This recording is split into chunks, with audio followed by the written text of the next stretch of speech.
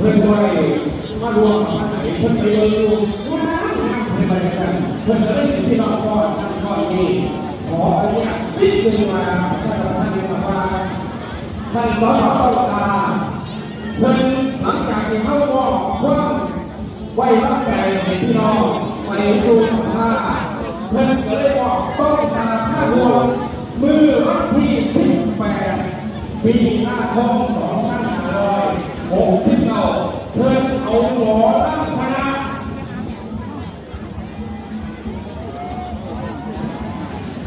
อีสานบ้านพักถิ่นมากพี่น้องครับผมอีสานก็ถือว่าบ้านที่นี่มันจะได้บางที่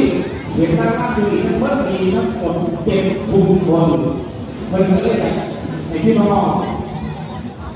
ในพวกเราในซื้อน้ำเดินน้อยพอกับกลุ่มที่ยาวในกลุ่มยาว